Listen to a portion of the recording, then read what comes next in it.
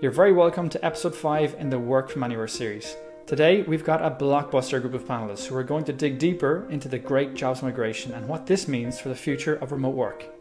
Our wonderful moderator, Aurelie, is going to be talking to Robert Glazer, Denise Brouder, and Chase Warrington.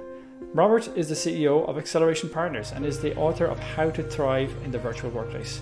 Chase is famous for his About Abroad podcast, one of the top 10 remote work podcasts in the world. Denise is a workplace futurist who advises some of the biggest investment banks on how to transition to hybrid. Next week, we've got another great lineup where we'll have Matthew Parsons of Skift and Alex Felstead of the Global Mobility Executive. We're going to be talking about the trends we're seeing and how companies tackle work from anywhere from the perspective of both business travel and global mobility. Will they merge into one function in the future? I'll tune in next week to find out. For now, it's over to Aurelie and the panel. Enjoy episode 5, everyone. And good afternoon for me tuning in from Paris. Maybe good morning or good evening, wherever you are in the world. It's getting very exciting to be Thursday now because it's already episode 5 of the Work From Anywhere series. And once again, I am super delighted to be your host. And I will be joined in a couple of minutes by 3 absolutely amazing speakers. You just had a little snippets 1 minute ago of who they are. And today, the topic is actually a big one, and it's very interesting. We are going to focus on the great jobs migration. So I believe it's fair to say that we are on the cusp of a major tsunami, precipitated by how people value remote work. But what if this great job migration is not just a job migration, but also a geographical migration? This is exactly what we are going to tackle. What's been super interesting is that in the previous episodes, we have touched the direct effect of this huge shift. When we think about direct effects, we talk about tax management, legal aspects, payroll, HR, employee benefits.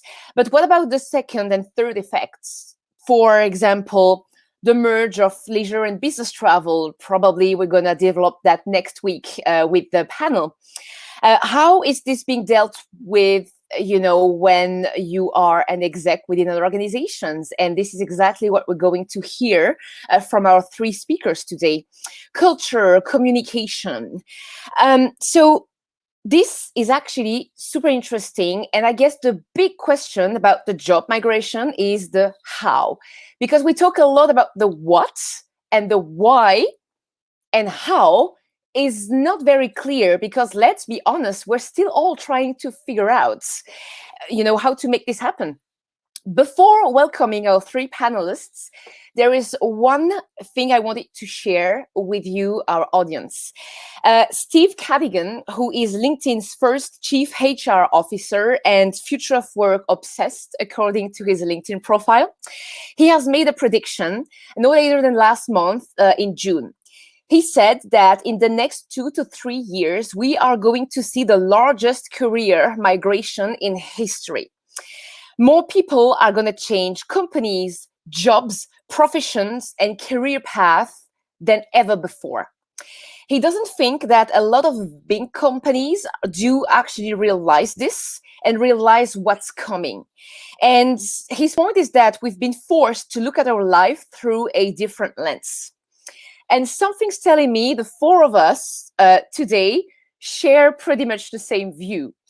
So without further wait, I would love to welcome our 3 panelists today. Welcome, Robert. Welcome, Chase. Welcome, Denise. Good morning. Awesome. Hello. Good morning. Awesome to have you with us. Really excited. The 3 of you are amazing profile. I was absolutely, glazed when I saw I would have the privilege to moderate this session. So what I suggest, instead of doing traditional bios and introductions, I would love that each of you starts with, of course, introducing yourself briefly, but most of all, share a statement with our audience. And that statement is about the why. When we talk about the future of work, why does it really matter to people? Let's start with you, Denise. Sure. Good morning. Aurelie, thank you very much for having me on. There's nothing I love more than being part of the conversation around the future of work. My name is Denise Brouder. I'm based in the New York City area. I'm a workplace futurist, hybrid work advocate, and founder at Sway Workplace. So at Sway, we do two things. The first thing we do is help teams transition from office first to hybrid work by delivering the knowledge, the skills, and the mindset needed to adapt. And the second thing that we do is we do things like this. We have a deep degree of research in the future of work and flexibility and its impact on the everyday worker, which really aligns with your opening statement about the why. That's really where our passion is to speak about. So that's who I am, where I am, and what we do. In terms of the statement on the why, it's the most critical conversation to have right now. I know we're speaking very clearly about the practical application of moving to hybrid and what you have to do. And it has to be, that conversation has to be happening. But the why it matters is the undiscovered part of what's coming next. And to riff off what you mentioned about the gentleman from LinkedIn, what we say at Sway Workplace, we're moving towards what we call work as a lifestyle. And that is that feeling, that recognition that you are one person living one life. And we're all endeavoring to make it count through the language of work. And that's our North Star at Sway. And we believe that is the outcome and path in the future of work. And that's our statement on our why. I really like that. When you talked to me about that, it felt like the story of my life, basically, because we've been talking so much about, the private life and professional life that's getting blurred. And I think the past 15 months have more than ever demonstrated that, right? One life, that's right. Chase, what about you? Could you explain to our audience who you are, what you're doing, and your why? Why does it matter? Absolutely. I love the question. Yes, thank you for having me. Again, I'm Chase Warrington. I'm the head of business development at Doist. If you're unfamiliar with Doist, we're the team behind Doist and Twist, which are productivity tools and team communication tools specifically for remote teams. We're a remote first team, have been since way before the pandemic, a decade before, and we're about 100 people collaborating across 35 different countries in all time zones. So we really believe in remote first as the future of work, and we try to do a lot of advocacy work around that. I also lead that initiative as part of my job as head of business development. And then I also have the project, the About Abroad podcast, which is dedicated to helping people understand the possibilities of living and working in other countries.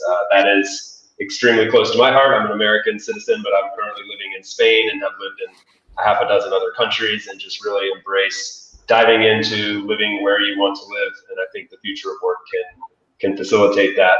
And for me, it's really important, this conversation, the why. I love this because we do talk a lot about the how and the what tools we're going to use, what best practices are we going to implement. But the why is really important. And when I think about this, I kind of come back to this. There's this analogy that this is the new agricultural revolution or the new industrial revolution. And unfortunately, there's a lot of data that shows those revolutions decreased our work, our quality of life. In actuality, our quality of life decreased. And so I think this movement, this revolution actually has the chance to reverse that, go in the other direction, provide opportunities to people in all corners of the world, democratize opportunity, help emerging economies, be better for the environment, better work-life balance, all of these things so that we can actually live the life that we want to live. And to Denise's point, that really resonated with me as well. So that's the why for me. And I'm really excited to be here and talk about this with you guys. You actually pointed out something very important indeed. It's the environment as well, because I think that awareness is going to drive a lot of strategies as well. Definitely. And I love the fact that you talk about the chance to reverse that, because what would be easy is just to go back to what we know, to our comfort zone. Once things are looking better, okay, let's all go back to the office. And it's, well, we're going to talk about that we have 15 minutes or 14 more for that, but that's what's super interesting, is to see all the different companies, even those who are more legacy, starting to embrace more hybrid models as well. Robert, You also, I was impressed as well when I read your bio. Could you explain to our audience what you're doing and what is your why? Sure. So I'm the founder and CEO of a company called Acceleration Partners. We are a global partner marketing firm. We have we've been a remote company for over 14 years, and we have about 230 people in a variety of countries around the world. I always like to joke, despite not having a place to work, we've won over 25 Best Places to Work awards. So obviously that is not a barrier. And just wrote this book based on a lot of our experiences and others, how to thrive in the virtual workplace. My personal purpose or why is to share ideas that help people and organizations grow. And I think, as the other two speakers alluded to, I think we're on the precipice of some change that really has the ability to help companies, improve and quality of life improve at the same time. And I really believe that, and I think we've seen this in the last couple of years, particularly, that businesses are an incredible and probably our best tool for change. So I think this is a revolution. When some of my presentations I talk about, there's a lot of quotes from older guys right now. I'll say around like the terrible stuff about remote work and it won't work and everyone needs to come back to the office. It just reminds me of 1998 when people bragged that they didn't know how to use email, and none of those people were employed as CEOs in years. So I agree. I think we're at this. I think since the decision to go digital or not go digital in the late 90s, like to sort of say this is we're at an inflection point, and some people are just clinging to the past and their sunk costs, and others are really thinking about what makes sense going forward. This is so interesting because it's actually digital transformation that has just been upgraded, basically, with having like a more dispersed workforce. And we could see that. I mean, I saw that around me as well. Some organizations were not ready for that because they didn't work in the cloud. So some pure IT, the IT aspect as well, and tools, collaborative tools. And I remember there's actually a meme that was super popular last year about digital transformation, and you could see like a wrecking ball, going towards the enterprise with a big digital transformation. I actually really like that one. If I knew, I would have prepared a slide to show that to you, but you can Google that. So welcome to our audience members who have just joined us. If you missed the intro, don't you worry, we are recording this session, so you will be able to listen back. Before we dig in, there are a couple of things I would love to share, just some key figures and some facts, I would say, so that we can comment. And in the meantime, in our audience, since we talked about the why is that so important, and what is your why? Feel free to comment and to tell us about your why. I would say the icebreaker number one, Gartner has actually just published a new survey. That's what's quite fascinating, I find. That I don't know about you, Robert, Chase, and Denise. It's every day we have new data. But it's data. Well, I just said facts, but is it really facts? It's more like a sociologic study, because can we really, take into consideration every number and say, okay, this is an actual fact? But what I loved is, according to Gartner, by the end of 2021, basically in 6 months, 51% of all knowledge workers worldwide are expected to be working remotely, up from 27% of knowledge workers in 2019. Also, Gartner estimates that remote workers will represent 32% of all employees worldwide by the end of this year. And this is from 17% again, so from 17% to 32%. What is interesting as well is how Gartner defines knowledge workers.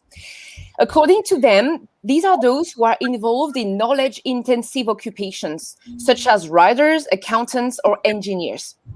And Gartner defines a remote worker as an employee working away from their company, government, or customer site at least one full day a week, or who work fully from home. So in a minute, I think it's going to be very interesting to pause here And I would love to hear, Robert, Chase, and Denise, your view on, when we talk about remote work, work from anywhere, future of work, because we're starting to see a lot of different wordings and terminology, but it actually doesn't mean the same, right? What's been quite interesting is in the recent GitLab conference, it was last week. There was a Zoom chief people officer, and Zoom, obviously, I think it even became a verb, because everybody knows who is Zoom, right? They have 4 personas of emerging work patterns. The one is working in the office. That's what I like to call a resident. The second one is remote, like fully virtual. Third one is flexible or hybrid. And the fourth one is what they call borderless or digital nomad. So before we dig in and we go further in the conversation, Robert, according to your experience, your columnist, you wrote lots of articles. Can you tell us a little bit, can you help us navigate all this terminology? Yeah. So the couple things that I'll say up front, I think we're conflating a couple different trends right now. Like there is a great resignation going on, right? But a lot of that has to do with, hey, this was a tough year, and I'm rethinking what I want to do. And some of the people just, particularly millennials and Gen Z, they just switch jobs a lot. So I saw one stat in the prep, 98% of people switch jobs. Like that would just everyone be thinking that the grass is greener, because clearly, it's not only 2% of the company that is offering flexible and remote work. So I think we have some different trends. One of the things I wanted to address off the bat, and we can dive into this more, I think that hybrid to me, worries me the most. You have 3 models: in-person, hybrid, fully remote. Hybrid kind of worries me the most because I see a lot of people choosing hybrid as the absence of a strategy and not a specific strategy. And one company's hybrid may look totally different than the other company's hybrid. Hybrid maybe do whatever you want. And the other hybrid is everyone comes in on Monday, Tuesday, Wednesday. And the other hybrid is everyone needs to be in 2 days a week of their choice. These are all really different office environments. And I'd be remiss if I didn't say this, and we can dive into this more too. But I know the title, I do not believe in work from anywhere. I know that sounds like a weird thing to say, but what? I'm kidding. Unfortunately, our labor and laws and policies and stuff have not kept up with this. I think a lot of companies telling people they can work from anywhere are going to get themselves into a disaster. We are very specific about giving the flexibility about where people can work and hub strategies. But this is worth a discussion, because if you have ever been through due diligence, if you ever tried to raise investment money for your company or sell it, work from anywhere, you tell people they can work from anywhere in the world, you are probably violating a million labor laws. And you're only going to find this out after you owe hundreds of thousands of dollars in back taxes. And I just heard some nightmare stories. So we should also dive into the ability to work from anywhere is probably different than telling people in your organization they can actually work from anywhere, unless you are set up to properly support that, both functionally and legally. So I wanted to get that out there, because I think it is a real danger point for a lot of companies. Well, we actually touched that point a couple of weeks ago with Jordan, who's a remote work coach, and he actually helps people to get remote jobs. And what he has seen as well is that a lot of companies offer work from anywhere jobs, but there is a geographical limitation. Just one example: if you have an employee move to London for a year, you might have to set up an entity in London. You might have to set up a pension program in London. You might have to do all this stuff to be compliant. And then they say, hey, I want to move to Spain. And now you're stuck with all those. So this is real. And again, most of this stuff is cleaned up after the fact. And it's cleaned up when you hit due diligence and you realize you have a nightmare on your hands. But that's true. Another thing that John touched in one of his webinars as well is speaking about job migration. It's the move from being an employee to being a contractor. Yeah. To maybe as well, move more towards the gig, a gig versus an employee. But then there's another question about employee benefits. How do you make that fair? I think, Chase, you're the perfect, because you're fully remote, right? So I think it's the perfect transition to what's your take on that? Yeah, Robert brought up some great points that I think companies have had the benefit of turning a blind eye to and not really taking seriously until now. Maybe benefit isn't the right word, but companies basically haven't been paying attention to this because we've been such a small piece of the pie. I don't think it's been so important to them. They think they can fly under the radar. It's not super important. So I think there's some really great organizations that are emerging to tackle this, because I do think that work from anywhere can work, but it takes more intentionality and some emerging technology, emerging best practices to make it work. It's not as simple as just flipping the switch and saying, hey, everybody go work from wherever you want, as Robert alluded to. So we at Doist, we do embrace work from anywhere, but we have everybody set up on a contractor basis. So basically everybody's self-employed in their home country. So that's how we get around it, which presents the opportunity, or presents the problems that you alluded to, Aurelie, which is, how do you cover health insurance in different companies? How do you cover your retirement funds? We don't have 401ks if you have U.S. workers. So there's a lot of things that come kind of on the downside of work from anywhere. But I do wonder, and I do have to say, I wonder if it will become the expectation over time. We're transitioning to this phase where suddenly remote work is much more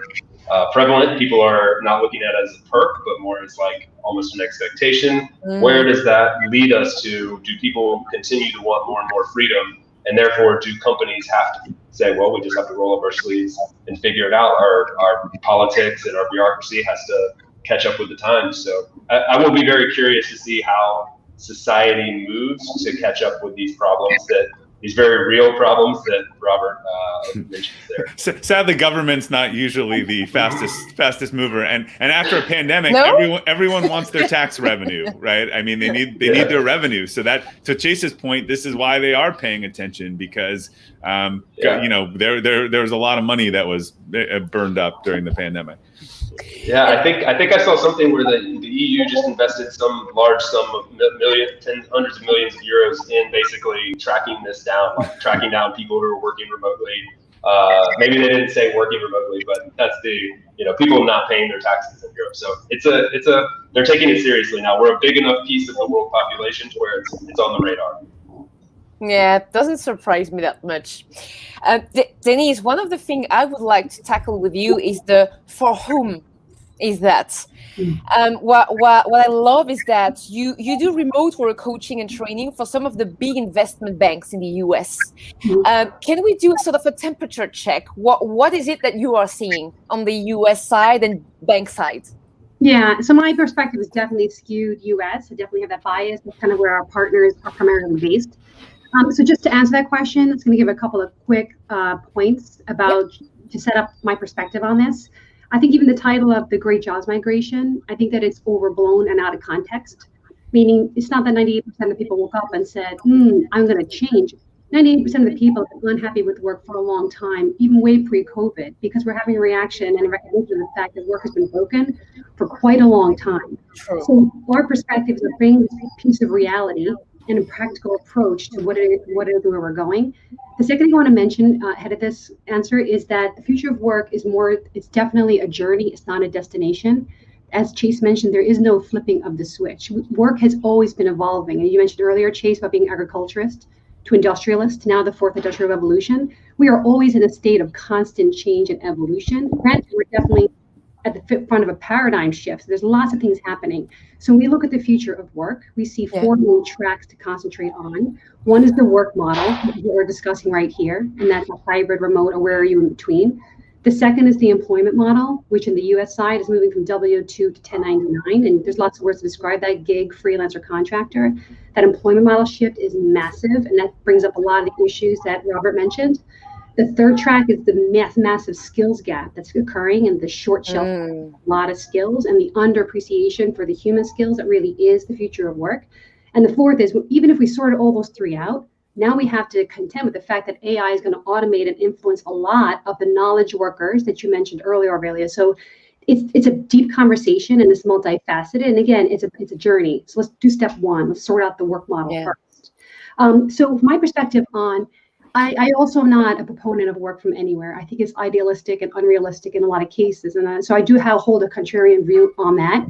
And it's only applicable to a certain part of the labor market. I mean, I would love nothing more than to get on a plane and go over and co-work with Chase on where he is. That would be a dream for me. But I have 3 school-age children and a husband that's got a job, and we're a unit of 5, and we'd all have to move. So it's not practical for a lot of people, even though I would desire that. At some point, maybe that's what we will do.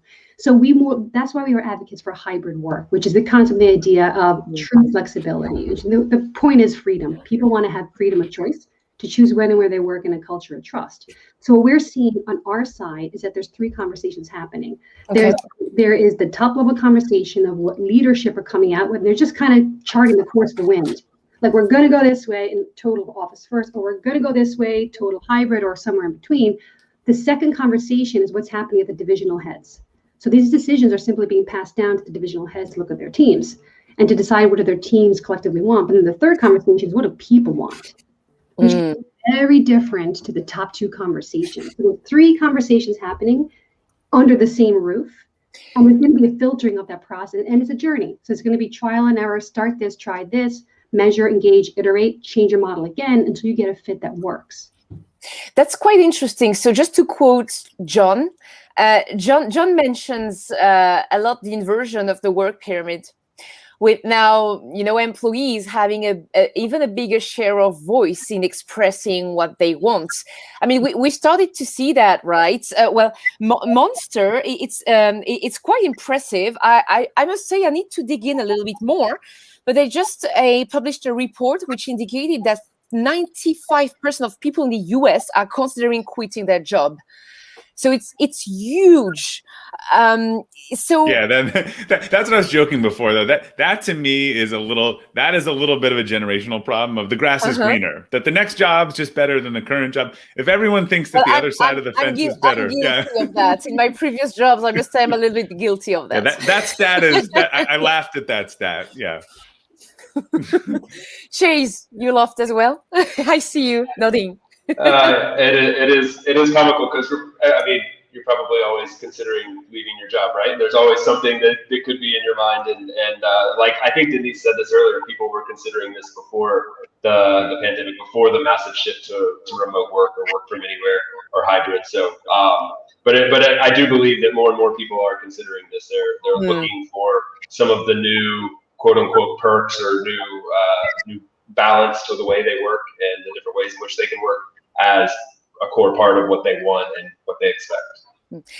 There was something you said there, though, I think that is really key. There is more liquidity in the job market than ever, right? So I think about that. Like 10 years ago, you work in a rural part of, let's use the US, of Pennsylvania, and you are limited to the employers that you can drive to, realistically. This liquidity and all of the gig economy and the availability of a lot of people who don't want a job, they want 2 or 3 consulting assignments, has made companies say, hey, look, you work for me and it's a privilege and it's a command and control. Like, that value prop is decreasingly interesting to a lot of people who just have alternatives that they didn't have before. So I think we should think of this under, like, again, liquidity, because there's just more liquidity. There's more ability to move around. If you're stuck in a rural place, you have more options than you ever had before.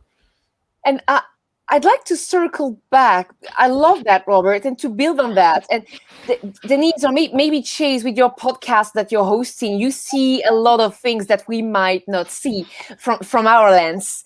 Is it true that it's mostly more new age companies who are more likely to be flexible, or is it just a myth? I'll just go Denise, you want to take a shot at that one? Yeah. I'll do real quick. So I think that, in Chase's case, if you're remote first, you're designed and you start remote. And Robert, I'm not sure if your team did start remote first or virtual first. We did. We thought we were going to come out of it, but we never did. So that's kind of the realism of the conversation. If you've designed and started remote, that's amazing. There's nothing for you to change except for scale. Yeah, it's your DNA then. It's in your DNA. But if you're a massive company with 10,000, 20,000, up to 50,000 people, and you've been office first for so long, it's not realistic to think that company is going to go async and remote only. They may get there, but that's a journey that you have to get there. So there's a different perspective from the large corporates and how they're dressing. But for sure, Aurelie, for sure, everyone's going to introduce flexibility. Those that don't accommodate or bring the flexibility into their DNA, however that looks for them, is going to be certainly at a disadvantage, for sure. Yeah, and I would say, like, one of the things I found in the book is that the companies that had great cultures, this is exactly what she's saying. Like, the companies that had great cultures, that had trust and accountability and communication, they were able to switch during the pandemic pretty easy. If you've got command and control, if you've got no trust, if you've got, poor micromanagement, like, none of these things worked great in the transition to remote work. So yeah, there are a lot of business owners out there whose business is not going to go another generation because they are running an operating system and selling a value prop that is just expired at this point. But talking about micromanagement, there's a huge debate, and it's a very controversial topic of employee monitoring, like tracking tools and to know exactly how productive your people are, what are they doing when you don't see them. It's remote work. It's exactly what you say. It's also about trust, but it's also the DNA and the core culture. So it's very. I don't even have an answer to that. I was like shocked when I saw that. But is it something that you hear a lot, or is it? Yeah, I've come across. Sorry, go ahead, Denise. I've come across a lot of companies that are developing software and being funded to develop surveillance technology. I'm like, no, don't do that. Do not go down that road. That is a horrendous practice. Surveillance, keys clicks, strokes. That is not the way in the future of work. There's no trust there. Sorry, Chase. Go right ahead. You're perfectly fine. I couldn't agree more, and I think I'm predisposed to despising this way of working because the first remote worker that I knew in my life was my mom. She somehow managed 20 years ago to turn her nursing career into a fully remote career, but that came with a terrible work-life balance, terrible hit to her mental health because she was constantly tracked. Her mouse movements were tracked. If she wanted to go to the bathroom, she had to ask for permission. She was tracked down to the every nth degree, and it was horrible for her. So, for instance, at Doist, people always ask us, like, how do you guys track 100 people spread across 35 different countries? And we don't track. You don't log in. You don't log out. We don't know when you're online. We don't ask for your hours. The companies, as Robert was saying, the companies that were really focused on trust, transparency, deliverables, as opposed to focusing on inputs like hours worked or keystrokes or calls made or whatever, those don't scale well to the hybrid or remote first world. And so you're seeing those companies, they won't last the next generation. And so you have to wrap your mind around this idea of trusting your employees and not focusing on surveillance state, but deliverables, outputs, and results.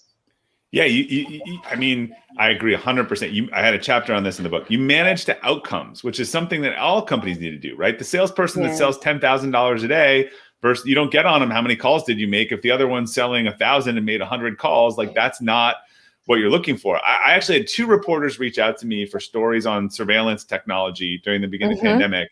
Their case was that employees liked it and that it improved productivity. And I went back and I said, what is your definition of productivity? Really? I am guessing that productivity is compliance productivity, keystrokes, time online all the time. So, this is crazy. So unless you're in financial services, you're going to put this burden on managers to go through keystrokes and logs. By the way, do you know you can go on Amazon and buy a mouse mover that you can get to? I know people are doing this. So if you're a company that is asking your managers to manage keystrokes and logs and not outputs, and your employees are buying mouse movers, you've lost the game already. You have lost before you've even started. Yeah, it's insane. Chase, you wanted to say something? I had never heard of the mouse mover, but it's kind of a genius idea. Probably sales skyrocketed over the last couple months. We lost Chase. Chase is on Amazon right now. We lost him. Yeah. And Denise, what you said something earlier that I find super interesting. You mentioned that you also help companies develop the right skills. Can you develop a little bit on that? What do you think? What type of skills are missing or need some improvement for that job migration? Yeah. So we kind of think of it in two ways. There's job skills, which is coding or how to perfect your sales techniques that are pertain to a job. And those are having a shorter and shorter lifespan, given kind of the way automation is happening. But our area of focus is more on the human nature skills. And a good reference point would be MIT has a human skills matrix. If you want to look that up, it's a 4-part grid. And it kind of shows you in the 4 areas of skills that you need to develop. And what we call that is learn, act, connect, and support. And that's about, it's the base skills of, one is like curiosity. Like if you want to be successful in the future of work, you have to kind of redefine your sense of curiosity about learning, about being a lifelong learner and the ability to upskill. The other skills are simply about building empathy-based trust. Like Robert mentioned that earlier, it's not the trust that we knew. It's a totally different degree of trust that has to be fueled by empathy. So we built models for how to actually develop that skill to move from a theoretical thing into a skill. But it's all about how do you trust yourself, your degree of personal responsibility. And that's probably the biggest one of all. This moving from command and control to hybrid and remote. You're no longer kind of like the walls and the desks are no longer your prompts and your boundaries. It's all on you. You are an entrepreneur of one in a larger company. So you have to be totally ready to manage every part of your day, from your mindset, how you connect, how you collaborate, how you trust. And that all those human skills are upon you to develop. So it's not, the good news is we're all born with them. There's nothing that you're not already born with. What we're doing is just illuminating and spotlighting those skills that you're innately born with and showing people how to practice and develop them and put them into play. I like that. Would you say that even in terms of like soft skills, management skills, like typically I'm French. Well, I never really worked in French or whatsoever, but there are some cultural blockers as well. Like it's not everyone, of course, but at some point it's like, I don't see you. I don't know what you're up to. And I'd rather you're in the office occupying a chair and do some presentation like we call, it's starting to change. But in terms of like soft skills, would you say that from what you've seen, and maybe Chase and Robert as well, as part of all the investigation you've done for your podcast, Chase, and your book, Robert, do you think that there's been some development here as well? And as a manager, or even as a regular employee, when you report to your manager, what is it that we need to develop or change in this new world? I actually think they're all skills we knew about, but there's been a heightened focus, right? So you need to communicate well. If I give you the wrong instructions and you're not right next to me, you might be less likely to clarify them, right? Delegation has become really important. Communication, feedback, like understanding the outcomes. I actually think that like delegation is almost the top managerial skill, and this has forced people to think about what that means. And when you do that, you have to spend a little more time up front communicating the outcomes. So I like I said, I think this has just shone a light on some poor management practice. If you were in the office but managing everyone to inputs, that's like managing them to the number of hours on butt in seat. Like that's a terrible metric. Like, but that's what a lot of people did. Or how many calls did you make that day? Well, I'll make a lot of half-hearted calls. Again, if it's sales, I should be focused on what did you sell that day. So I believe in this sort of trust but verify, but you should be able to dive in anytime. So if the salesperson is not selling, then I need to dive in and say, well, you're not making enough calls to sell enough, right? But I'm not managing them to calls, I'm managing them to sales. And then there's a secondary level of metrics that you would want to dive into if the primary outcome metrics are not getting their level of performance. But I actually don't think any of this stuff is new. I just think the focus on it has been enhanced when the people are not right in front of you. Go ahead, Chase. I was going to add to that a slightly different angle, but I mean I agree with everything that Robert said. What I think was really interesting and something I try to focus on the podcast is like when I was trying to make the move from remote hybrid to a company that would allow work from anywhere and location independence, it was super difficult to find. I came from a soft skill environment, not a hard skill. I'm not an engineer. I'm not a coder, and so. It was 99.9% of the jobs fell into that latter category. And now you're seeing as more companies are adopting hybrid and remote first mentalities, you're seeing this other half of the company that has to come along: HR, sales, accounting, support, that are becoming remote jobs as well. So the opportunity for those people that have soft skills, that don't have the hard skills would maybe be the better way to phrase it. Those opportunities are increasing, and people are seeing it as, oh, I really can have a remote job and also be in one of these positions. And just yesterday, I saw a connection on LinkedIn that launched a whole platform just for getting non-coders remote first jobs. Nice. And so that speaks to the audience that's Nice. growing in that area. Yeah. So I think it's interesting. Like, that's going to help having more people with the soft skills and that are really great at the soft skills, working in what may have been more traditionally hard skills remote jobs. I think it's going to help kind of like raise the ceiling for what those skill levels should be. That was one of our former employees that launched that job board. I saw it in Spain, right? Yeah. Nice. Yes, she's in Barcelona. Yeah. I didn't know that. Yeah. One question that I very often get myself when I engage with people around, remote work, people always say, yes, fair enough, but if you're just literally entering the workforce, if you're a newly grad, it's so important for connections in person. How are you going to develop all of that? So I don't have anyone special in mind, Denise, Robert, Chase, anyone specific in mind to address that question? Just something that just popped in. What would be your answer to those people? It's an interesting point. We haven't touched it before, and this is part of the reason why we have this hubs. People that just want to work remotely and flexibility, they want interaction they want in-person interaction with their peers. It is not something, they might not want to find traffic every day. They want flexibility, but we do a lot. We actually do a 4-person all-day summit with everyone all around the world when there's not a global pandemic. There actually is a real need to have that in-person human interaction. And that is one of the reasons why we did this hub strategy and picked these regions, because we have concentrations in those areas. They can get together, they can do events. And I actually think they've been really missing that during the last 18 months. I think it's put a strain on our culture to not have our teams travel together. They work together. People need to be around other people. Hear, Robert.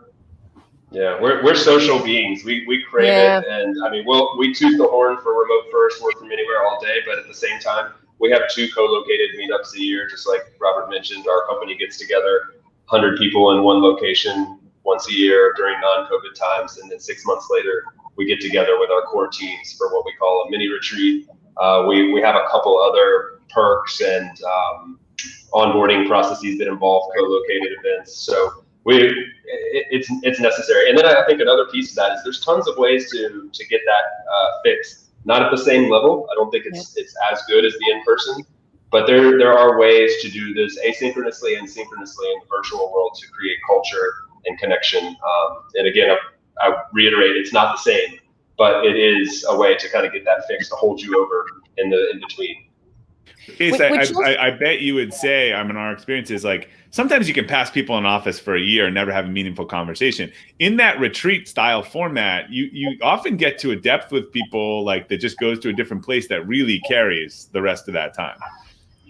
100% agree. Yeah, it's that quality over quantity thing, and it is totally true in that instance.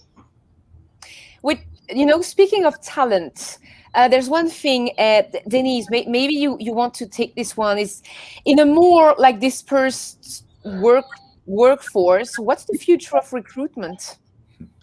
Well, that also is tied into, we talked about the future of the change in our employment models. So there are a lot of significant players and organizations.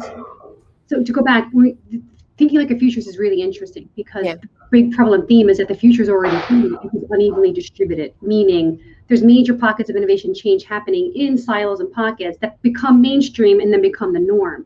So there's a lot of people that are working right now towards advancing the open talent economy, which is completely decentralizing the org, so that the future org, which should I say future, is not that far away. If the company previously employed 1,000 people, now it employs maybe 200, and the other 800 are highly skilled contractors that come in not for roles but for tasks. So I mean a completely decentralized org where it's tasks, not roles, and it's completely, the talent is different. So in terms of the future, thinking about the future of recruiting. And as Chase mentioned, there's lots of techniques and ways to onboard people in a remote fashion into a remote role. But the bigger conversation is really, what do we do when there are no roles? They're only tasks. So the future of recruiting and the future of talent is completely changing upon itself. And I think that's like the inversion of the pyramid that John mentions with that specific lens. So that is also like, how do people get ready for that? Like, how do I convert my traditional resume to be skills orientated, completely skills orientated, to be applicable to this new world that's merging? So when we talk about the why and what we do at Sway, we're future-proofing our members and our partners employees to think like this, because that's really only around the corner. So I don't have a direct answer except to say it's subject to massive change, all centralized, not necessarily for people that want to work remotely, but also for the companies that are even thinking about how they structure themselves. That's a good one. So we have about 5 minutes left. So there's one thing I want to address, and maybe Robert, in your book, or even Chase, in your podcast, you came across that. We just mentioned soft skills earlier. I'd love to touch the cultural intelligence aspects. Is this something that's becoming even more important now? Yeah, I mean, we our core values are own it, embrace relationships, and excel and improve. And we have always said that those align very closely to the type of person that works well in our culture. We need people that want to own it, make decisions quickly. We're an agency, fast paced, but they believe that they're better as part of a team. So people always say, how do you make people work in your environment or virtual? And I kind of flip that on its head. I'm like, no, like 2% of people would work in our environment. And what we've done is figure out how to screen for those 2% of people that want to, work at our style and our version of remote work and in our culture. And so I think that's critically important. I think there's some cultures that are not about flexibility and autonomy, and inherently, like, that's not going to work well. I've heard that a lot with Asia as well. Yeah. In my conversation in Asia, it's even more culture where they would rush to the office, basically rush back from what I've heard. Chase? Yeah, I think it's interesting. And Aurelie, I would love to clarify, when you mention culture, do you mean culture in terms of like nationality and regionality, or more of the company culture as well? Both or both? Well, it could be both. What I had in mind was more in terms of, like more global world, different nationalities, different trends and habits. I'm obsessed with this idea. I love it. I love diving into it on the podcast. And I recently read The Culture Map, which is one of my favorite books of the year so far for me. And it just dives into all the different ways in which we, from different countries, break down communication, the way we accept good feedback, positive feedback, negative feedback, constructive criticism, all these things. So highly recommend this book for anybody that also wants to nerd out on this kind of stuff with me.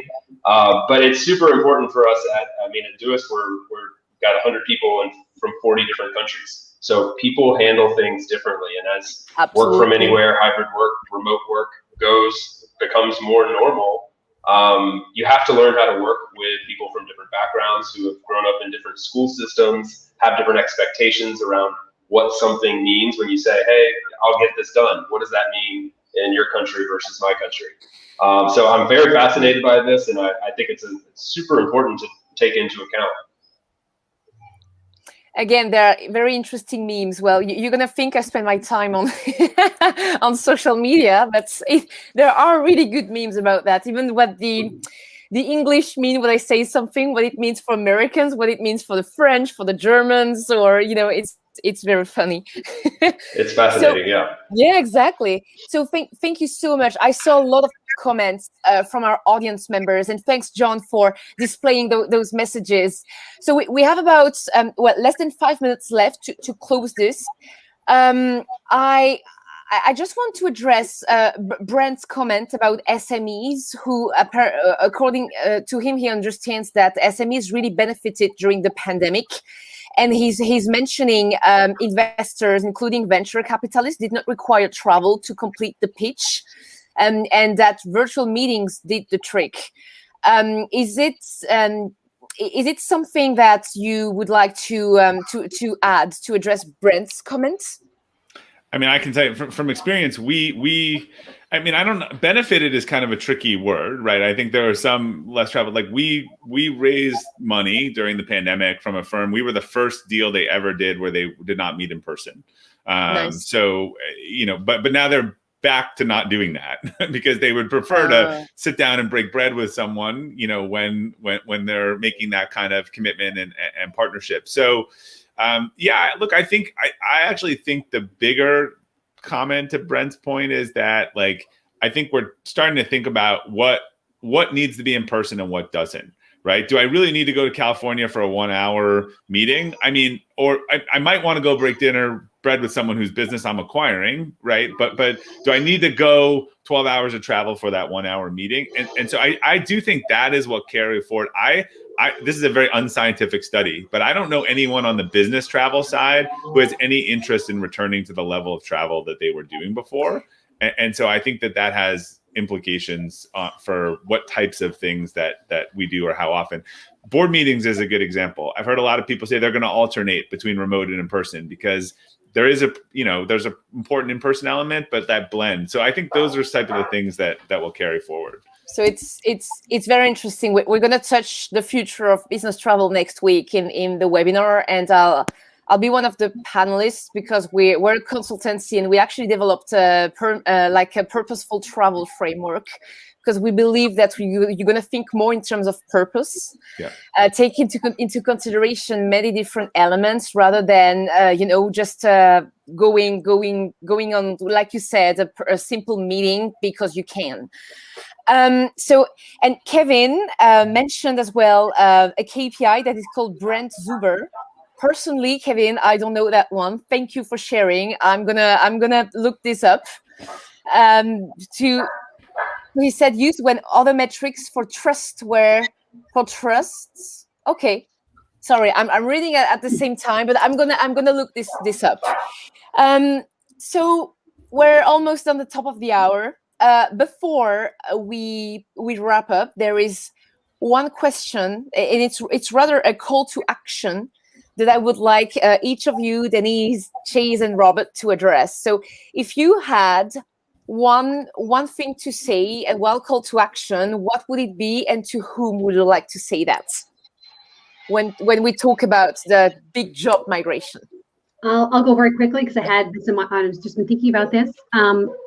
So we are systems thinkers at Sway. We think about the whole system of work, which is why if you change one part of a system here, you completely change everything else. So our call to action would be not necessarily be careful what you wish for, but be prepared for what you wish for. Meaning, if you're leaving your job under the Great Migrations for a remote job, nothing else is held constant. You're now competing with global talent from very different pay zones and locales and experience, and your competitive pool has simply become larger. So that's not necessarily be careful, just be prepared to be able to adjust to that way of hiring, knowing that you have a much larger pool that you're not competing with for highly exclusive remote jobs. That would be our. I would say my CTA there for everybody would be to rethink the way you've been doing things and do not try to apply old methods to new practices. I see too many organizations trying to flip that switch and go straight to a hybrid or remote policy without really being intentional about rethinking the way that they're doing things. Hire professionals, talk to the people who have been doing it before, and roll the sleeves up and make changes, as opposed to going the easy route and what you think is the path of least resistance. It will be the path of most resistance for sure. Nice. So McKinsey came out with a study, I think we talked about all this data, right? That 40% of companies have not declared their post-pandemic strategy, and 30% of companies' communication was so confusing that people aren't clear on what their company's strategy is. So that's 70%. So my message would be, if you are a company leader, you are past the time to declare what your return to work strategy is, like what it's going to be, and support it. And if you think you're trying to make everyone happy by being confusing, I actually think you're going to upset more people and potentially lose even more employees. Whatever your strategy is, you are going to lose employees. There might be employees who don't want to come back to the office or don't want your version of hybrid, but it is better to just declare your direction, support it, and then get those other 95% of the people that want to quit their job and come to your company. And the very last question, Chase, did you find the mouse mover? I just started an Amazon shop in the background on this other screen. So in the audience, just send the links to Chase via LinkedIn. He's going to be very happy. It's a great lead gen activity here. Thank you so much to the three of you. We could go ahead for hours because it's such a fascinating topic. It's been super insightful. I love to hear and to learn from the three of you. Thanks again for your time. John is going to display a very quick video for you, our audience, to understand what we're going to talk about next week. And in the meantime, Denise, Robert, Chase, thank you so much. Hope to speak to you soon and probably meet in person at some point. Thank you. I hope so too. Thank you. Nice to meet you. Thanks, everyone. Thank you. Bye-bye. Thank you so much. Thank you to Aurelie and our wonderful panel, and for all of you who tuned in. Two quick announcements we wanted to share with you. The community have asked for resources on digital nomad visas, so we just launched a free digital nomad visa tool which you can access on our website. We've got every digital nomad visa in the world and show you which of these build in income tax or not. Another resource we launched was a Work From Anywhere compliance framework, a free resource designed for global mobility professionals and other leaders who are trying to tackle Work From Anywhere policies. Don't forget, next week we'll have Matthew Parsons, Alex Felstead and Aurelie Krau tackle Work From Anywhere in the global mobility and business travel industries. So stay tuned for more.